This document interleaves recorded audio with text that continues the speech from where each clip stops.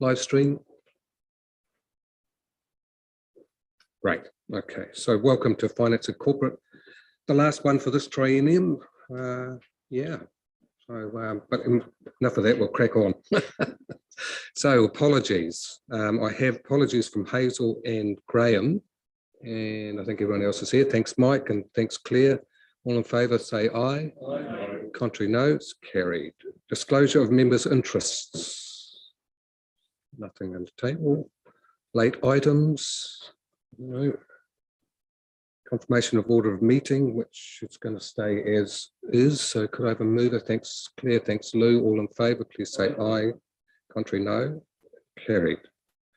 Confirmation of the minutes from our last meeting of 16 August. So they're on pages 8, 9, 10,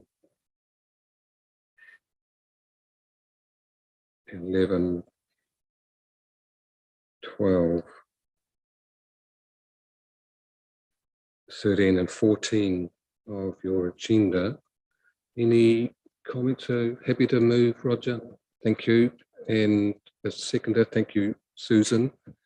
All in favour say aye, that they are a true and correct record. Contrary, no. That's carried. And we'll move on to item 6, which is the report from Hamilton and Waikato Tourism, year end to 30 June 22. Welcome, Sally and Nicola. Hi.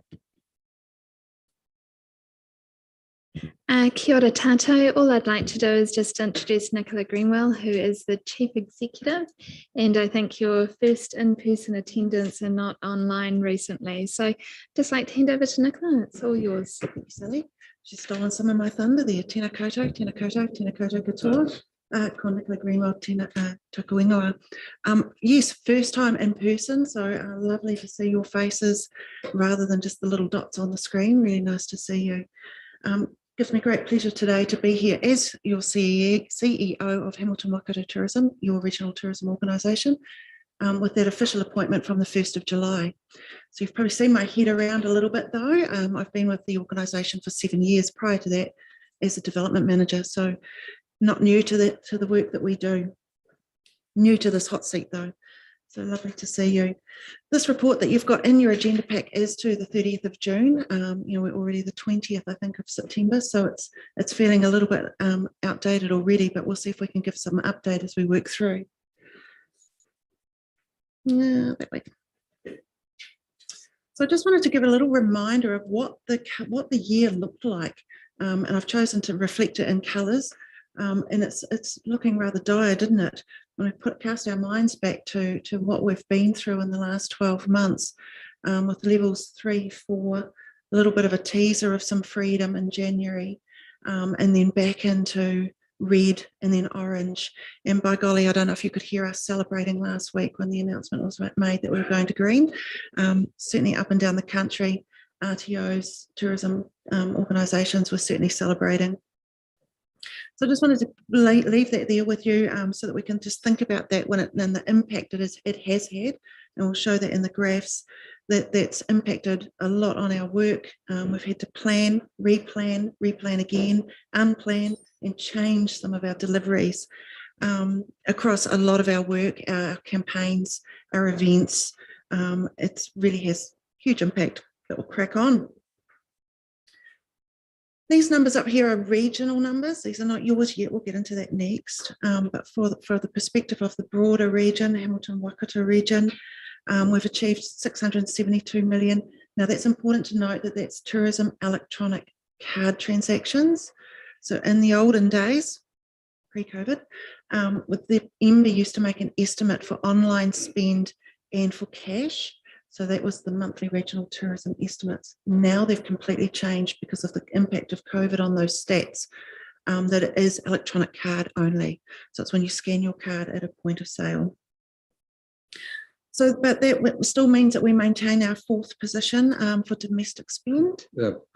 Clear, yeah. Thanks, Nicola. I was thinking about that because we know that online transactions are actually an increasing share of the market. So in fact, that's probably a significant understatement. Absolutely correct. Absolutely correct. There's no arguing with that. As RTOs up and down the country, we meet monthly with MB's stat team, and we're trying to work this so that we can get back to our old way of counting, because this does not reflect everything by a long shot. So all we can really use it as the trends, I think, is more important, and the share of the market share of is probably the more relevant. Yeah, because with online transactions, the classification of the business that's receiving the payment. 100%. You think they could do it. Yeah. I agree wholeheartedly. Thank you. Thanks. We've just got to get the number people to agree.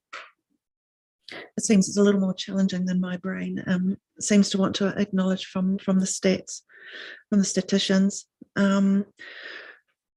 Bed nights, again, that data set has changed as well. We used to have commercial accommodation that it was a requirement, a legal requirement of commercial operators to submit their data. It is no longer a legal requirement, but we cajole and encourage all our operators to ensure that they do input. So again, it may not capture all, but it does capture a lot. I think we're sitting at about 70% of our operators, our commercial accommodation operators, submit data. Again, not perfect, but 824,000 bed nights, guest nights in the region.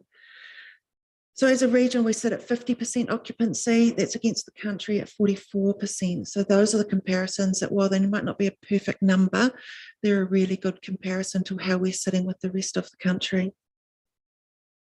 Our business events venues across the region hosted 43,000, just a little more than 43,000 delegates, over 335 business events. So that's 12% of the market share of business events and 14% of the delegates hosted across the country.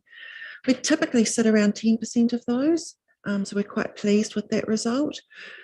We do know that going forward in that space, we will have some challenges with Te Pai and Christchurch coming online, and Tākina and Wellington coming online in the next couple of years. They're selling pretty robustly, and have got some great encouragements for people to hold events there. So we are in a highly competitive market. The rest are in your pack. This screen is for Waipa itself and your data, your returns. Obviously, you can see some dips and troughs in those graphs thanks to Delta and Omicron. Some of those languages that were foreign to us not that long ago. So your commercial accommodation achieved 45% occupancy. Again, that's compared to New Zealand's 44%. So a little bit above, not below, which some of our other parts of our region are well below that. We know that business of, yeah, Richard. Do you mind if I ask a question before you move on from that? And congratulations. Are you happy to take questions? Yeah, of course. Yeah, of course. Yes. Oh, sorry, I should have said, are you happy to take questions? More than happy. There are a number of our commercial properties that are actually providing emergency housing. Correct. Point one, have we reduced the stock by that number, or do we include that occupancy in the figures? No, so MB, so this data is captured by MB and Stats NZ, and they've removed the emergency housing MSD contracts from all of this. They're not deemed to be temporary accommodation. MIQ were, because that was deemed to be temporary. Again, that's an MB Stats data analyst rather than our own making up numbers, but it is the same treatment countrywide. Okay. Do we know how many rooms and stock that we've lost through emergency housing? For our motel stock in Hamilton, it's just a little under half. It is just a little under half. So that has had impact across our region. It's had some benefits for your district, for Waipa. We know when a business event is held in Hamilton City, a lot of accommodation in Waipa is needing to fill that gap. Just this week, we're looking for rooms. Actually, if you've got six or so rooms for tomorrow night, we'd love them. We just can't find anything at the moment. So there's a benefit, there's a challenge. Another question to add to that, the number of available nights. Do you take the private B&Bs into that commercial No, number? that's captured separately. So I haven't put that in a slide, but it's in your report. So the Airbnb data is captured. It's data scraped from their booking agency in the background. So that's sitting in your data pack. Yep. And YPA's electronic card transactions, again, it's only card transactions, 129 million, down 2.5% there. But international, of course, that's domestic. International, of course, is coming back. And we'll talk a little bit more about them soon. There's a lot going on in this slide because it's to reflect what we've been doing for the last 12 months. There's been a lot of work going on. As you've read in your pack, there's more data in your report and your agenda. The activity's been hampered by changing level 3s, 4s, lockdowns, oranges and reds, which we've already talked about.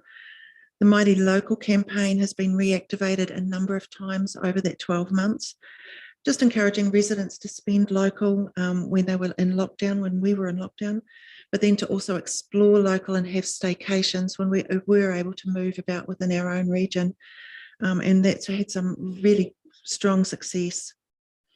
The team have continued to work with operators to ensure that the operators in the sector are ready and that we're supporting and assisting them to be ready as much as we can with the international visitation kicking off again already.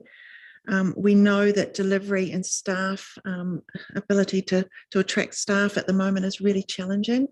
And so for some of our operators, you know, they might not be able to deliver to full capacity because of staffing challenges rather than the desire. With borders now reopened, by golly, there's a whole new refreshed focus on international marketing and working with travel trade to encourage those bookings back into our region. We're certainly making sure that Waikato is well represented in those offshore markets. We've had at least one team member attending events in Australia, US, UK, and Southeast Asia. So and that's selling our region to those inbound tour operators. Anecdotally, we're hearing that there's some really strong bookings for the summer period, and there's a lot of interest in our region as well as within New Zealand. But our region's definitely standing up very strong. You'll see there that our overall paid campaign, total impressions of our paid campaign was just over 35 million impressions, which is a great result, something to be celebrated. And media activities achieved a readership of 6.7 million. Funding from our central government, funding that we achieved with all RTOs is certainly supplemented our funding from yourselves and our other partners and industry, so that we've been able to really accelerate some key projects over the last 18 months really. The Destination Management Plan has now been endorsed by our board. I'll talk about that in a moment on another slide. Food and Beverage and Tourism strategy has been developed, and we're now activating that strategy with some content creation, looking at provenance mark and some event feasibility and what part we have to play in those activations. Regenerative tourism and sustainability is gaining a lot of momentum up and down the country. So you'll hear a lot about regenerative tourism coming up. And that's the term that tourism gives back to the community more than what it takes. What can tourism do for the community rather than what the community can do for tourism? All RTOs up and down the country are charged with considering that. And we've got some pieces of work going into place with that in mind. We are also surveying visitors and the propensity to pay more for operations that have a better sustainability offering than the one next door that does not. Will a visitor actually pay more for that activity or not? So we've got that out in market at the moment, so that it will help to inform our support with our operators. We've had some fairly accelerated capability building with our operators over the last 12 months, a lot more webinars and workshops and symposium than we've ever held before. I think we're up to around 900 operators or people who have engaged with that activity in the last 12 months, and then there's more coming. Our destination management plan, as I say, it has been endorsed by our board. We've got some more work to do in that. It's a forever living and breathing document. It's not endorsed, job done, move on. It will forever be evolving. It builds on the work that we did 7 years ago with our tourism opportunities plan, and takes it to the next level of destination management, which our tourism opportunities plan was a long way towards. So this approach is not entirely new for us in Hamilton Waikato region. It is new for some of our neighbouring RTOs, but for us, we were already fairly embedded in this approach, particularly with my previous role of development manager was a big part of this role. So we've developed, you'll recall from the top, we had 5 top tourism opportunities plan. We had 5 game changer projects that we talked a lot about. These 6 strategic priorities sort of replace that as our target and our focus going forward. So you'll hear a lot more around these. Some of them are what we already have in place, but some of them are in elevating those. The regenerative and sustainable tourism is a fairly new approach for us, which I've already mentioned. The DMP is 80 pages long, so that's not going to be shareable for anybody. Nobody wants to read that many pages. So we are at the moment just developing a nice, succinct 6-page, beautifully graphic and infographic document that we can share once that's ready. And this image I've borrowed, thank you, Tourism Export Council, who sourced it from Auckland Airport. You've probably already across this, but flight connectivity from December into Auckland, 22 airlines landing, connecting to 37 destinations, 961,000 seats available. Obviously, that's not saying how full those seats will be, but that's the seats that are available, which is about 72% of the 2019 connectivity into Auckland Airport. So we know it's going to take time to recover, but we're now green and we'll celebrate that. Events are coming back, our internationals are coming back, our airlines are coming back, and we're feeling in a lot stronger position than we have for some time. Thank you for your ongoing support into your regional tourism organisation. We definitely couldn't do it without our local government partners and our operators in our industry, so thank you. Great. Thanks, Nicola. Questions? Liz? Thank you, Nicola. And And look, Bruce. and a huge congratulations, by the way, and on your your new role. Question for you: Waipa sits quite strategically, I guess. In the past, we've often reaped the rewards of visitors going to Waitomo and to Hobbiton.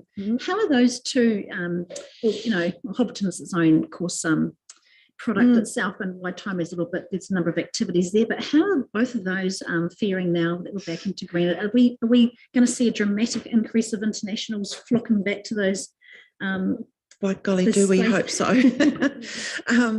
Look, they've both been hurting terribly. The Waipa figures certainly don't reflect what some of the other districts have felt through this pandemic. Waitomo, if we look at Waitomo in particular, that village was really internationally focused, and yes, we've all pivoted. It's an awful word, but we all did pivot to the domestic market early in the COVID journey 2020, and New Zealanders got out in storm and experienced Waitomo experienced some uplift in that, but there seems to be a New Zealander way of thinking that once you've seen a glowworm cave, you've been to Waitomo, you don't need to go again, even though there's a whole lot of other activities there to engage with. So part of our activity has been showcasing Waitomo in that light. Come again, there's more to discover. So we've wrapped a little bit more activity around that village in the last 12 months, using some of our STEP funding, because it's hurt. It has absolutely hurt the Waitomo district. Hobbiton, they've, we can't hide the fact that they had made a lot of staff redundant very quickly. They've got staff back on board now, and they're growing as bookings come through. We're hearing a lot of attention and interest in those locations. It will grow back. I'm not sure what my crystal ball's telling us today, though, Liz. Yeah. Bruce? What, Nicola, how's it going? You employed a communication specialist in November. You're going to carry it? Has that been working and it's going to carry it on? Or look, she's done some amazing work, her and the team that we have, and we've had some amazing cut through with media activity. Unfortunately, that role has been funded by our central government funding. That runs out in December, so unfortunately, so will that role. We just don't have the resources to continue with that role. We've got very capable team members who will continue to write. We probably won't have the same magnitude of content being put out there, though, unfortunately. Roger. You, yeah. Certainly the future's looking a lot brighter, isn't it? That's good. Now, I know that you put a lot of time and investment into your website, and that there's a fair bit of both Cambridge and TA product. Do you do any analysis that you could share with us? Maybe not today, but of the website in relation to the views on Cambridge and Te Awamutu pages or clicks, or however you generate that info? Of course, our team absolutely analyse the strength of our website and make sure that they're driving it to its full capacity. I don't have those with me, Roger, but I can certainly send them through, Sally, That would be lovely. to you. Thank you. Okay, doesn't look like there's any further questions. Look, yeah, thanks for your report. It's been a hugely challenging 2.5 years for all sectors, but particularly, of course, international tourism's been just devastating. Yeah, I think your report is, the focus on going forward is fantastic. I really like your plan on a page, the executive summary. I think that, you know, gives us a real insight to what's happening without reading 86 pages of whatever. So thank you for that. Yeah, and you know, congratulations on keeping your team together, and looking forward to next year's report being looking, you know, on the way up. So thank you. I said to Sally before, it finally feels like we can start talking about post-COVID now, right? Now that we've gone green, it does feel like we can start using that language. Touch wood. So thank you. Great. Yeah, thanks very much, Nicola. So I have a recommendation on page 15 to thank Susan, and a seconder, please. Thanks, Bruce. All in favour, please say aye. Aye. Aye. Contrary, no. It's carried. Awesome. Okay. Tab 7. Chris and John, welcome.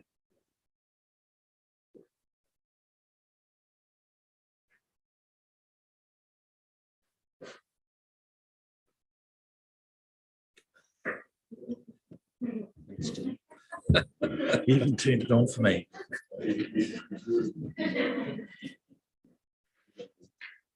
Thank you, Mr. Chairman, Mayor and councillors. John has agreed to help support this presentation, especially around all the hard questions. But with your leave, I'd like to ask the meeting to take the business paper as read, if that's acceptable, and perhaps we could deal with the balance of it while I have questions. Sure. Yep.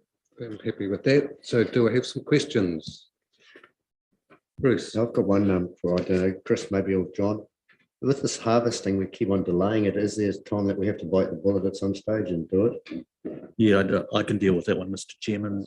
We've already started the conversation with the Olsen Group. We've had one site visit, and the intention is that we've started planning now for a harvest that will occur sometime after mid-February of calendar 23. And that time seems to work in really well with the existing recreation uses, but mostly it's around the fact that there is a national mountain biking event scheduled to be held on the 5th of February of next year. So I've already started work and trying to put those arrangements in place. There's obviously a caveat to that, and that is what the yields will be and whether it makes good commercial sense to take the crop at that time. Roger. Yeah, good. It's always good, interesting reading this report. I always enjoy it.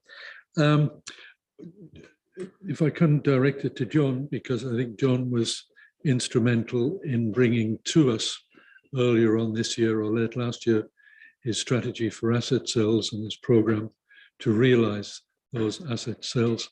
Have we got some form of update and projection, just pushing it towards you, on the asset sales looking into next year? Yes, there's a report going to Audit and Risk, was on the 26th, but it's a holiday, I believe. Audit and Risk moved to the Friday. 30th.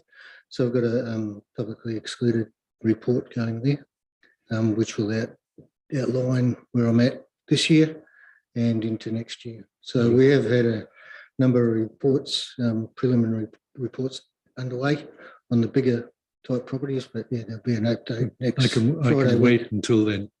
Thank you. Okay, Lou. Through you, Chair. I just wanted to ask a little bit about the Te Aroha site and the length of the lease. It says a relatively short term. What do you mean by that terminology? The lease term is basically 18 months, but so it started about the 1st of August. Yep. And we can extend it we give them notice on the 1st of November 2023, and we can then extend it on 3 months terms on that basis. Just depends where they're at with Te Aroha. So we can call a halt to that lease at that time. So that we don't have to give them a lengthy period of time after the 18 months to actually cease the lease. Yes, 3 Correct. months Thank you very much. notification period. Clear. I think so. I've got a question about the Franklin Street Pirongia property. It says in the current quarter there's the plan to demolish and remove it, but I think it's already been done. Actually, it's looking pretty tidy there. Yeah. Yep, it has been done.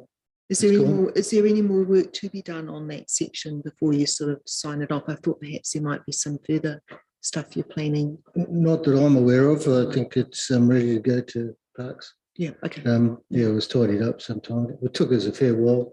I'm sure. We had to get archaeologists on site and inspect every piece of timber that was taken out. Yeah. So yeah, it took a fair while to get it underway, but it's gone. Yeah. No. Cool. Thank you. Cool. Okay. If there's nothing else, I guess it's great. Yeah, I think the property sales one sort of came up this morning a little bit, that not a lot have been happening in that. But I also think we recognise there's quite a lot of work involved in getting those properties ready to maximise returns and etc. So that's all good. Yeah. So John, I'm not going to be seeing you in a meeting I'm chairing again. So just wish you all the best for the future. Thank you, but I will be back in a minute. Great. In that case, we'll take that as said next time. I've got 2 reports at the end. So you do. So okay, I've got a recommendation on page 38. Thanks, Roger. Lou, all in favour say aye. Contrary, no. Carried. That's great. Tab 8, Cambridge Water Tower. Yeah, so. Right. Thank you, Mr. Chairman. Again, with your leave, I'd like to take both the report and the attached PowerPoint presentation as read. The council has had an opportunity in a briefing session to work their way through the detail of the proposition as it stands at the moment, but I'd certainly be happy to answer any questions that might have arisen.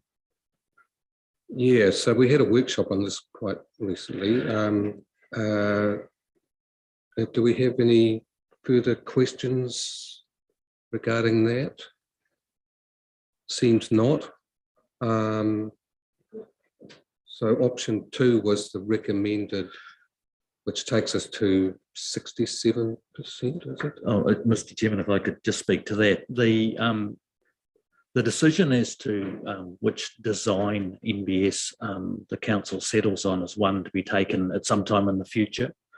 The focus for the time being, at least for the balance of this part of the long-term plan, is simply to make the site secure the tank, and that involves probably breaking it up in situ, and then just lowering in portions to the ground, and then just making sure that the cap and then is integral to the building and is safe to go forward with. And then after that, we'll move to doing the detailed consent application and the design.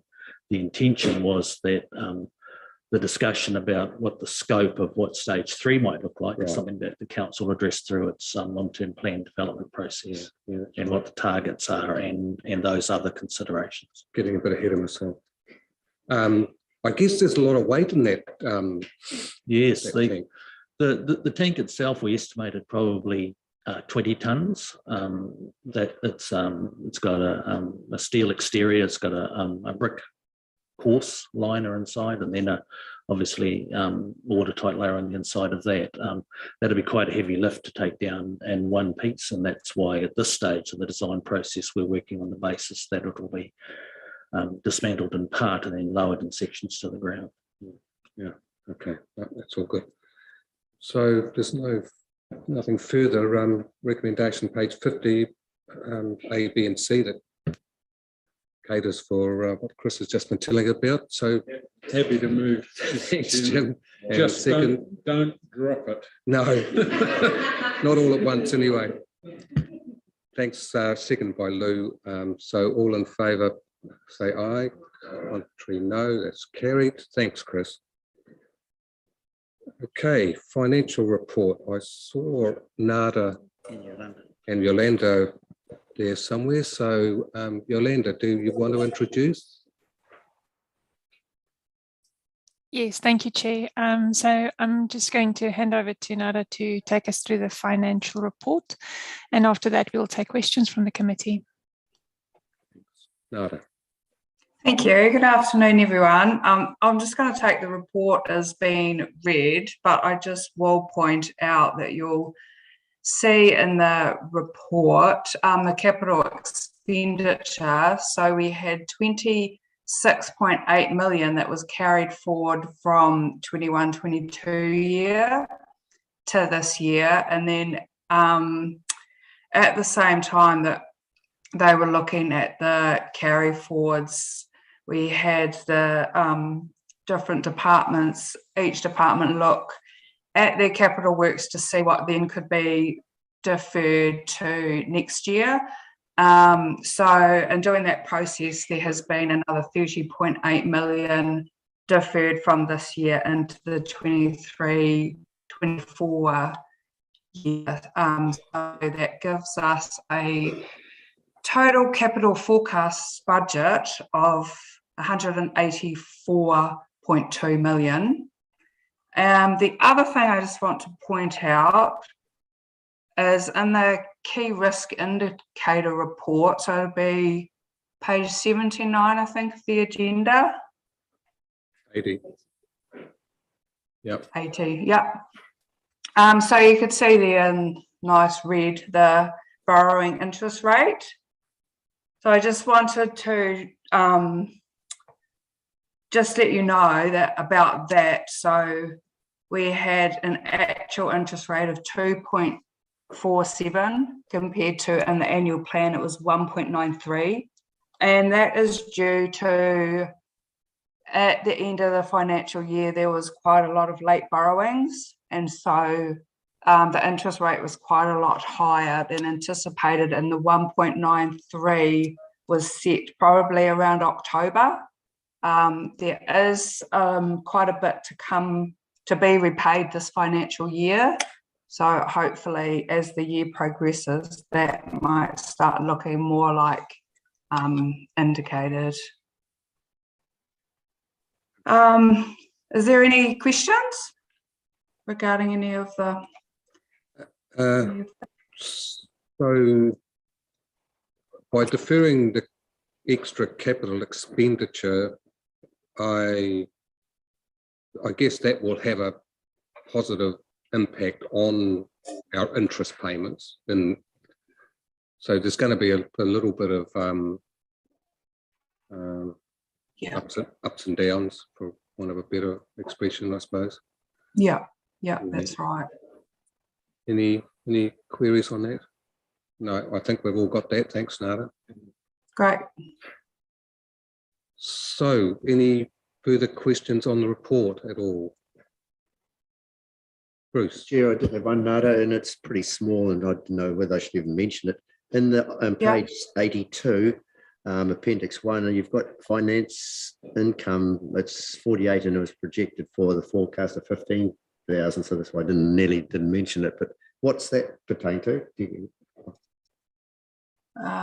Sorry, whereabouts are you looking? It's in the operating income on page 82. We've got rates and fees and reserve contributions, etc. It's 320%, so that's why it's up a bit and it's noticeable. But it's a small figure. Oh, finance income. Finance income, is it? Oh, yes. So Okay. I just need to find where you are at. Sorry, my page numbers aren't matching up to yours. Oh, so what does it say? Page 7. Yeah. This is under the statement of comprehensive income. Okay. Oh, okay. And I'm guessing that's possibly a timing issue, but you might be able to. 320. It is possibly a timing issue. I know, I can see where you're looking now. Yeah. And possibly due to higher interest rates, but I once again, like from when the annual plan was set. But yeah, I can look into that and get back to you. If Oh, you no, want. don't worry. No, it's small change. It's probably income received on deposit. So Yeah, it would be our investments. Yeah, from the investments. But when we do in October, when we do the reforecasting, that's something that will be looked at. Sure. Yeah. Okay. So if there's no further questions, I'd just like you to pass on my congratulations to the collections team. The rate status report's very good again, which is really good news. So yeah, definitely. Yeah, no, that's great. Okay, so happy to move the recommendation, Marcus. Thank you. And a seconder, please. Thanks, Claire. I'll put the motion. All in favour, say aye. Contrary, no. It's carried. Okay, resolution to exclude the public. I'll move Claire and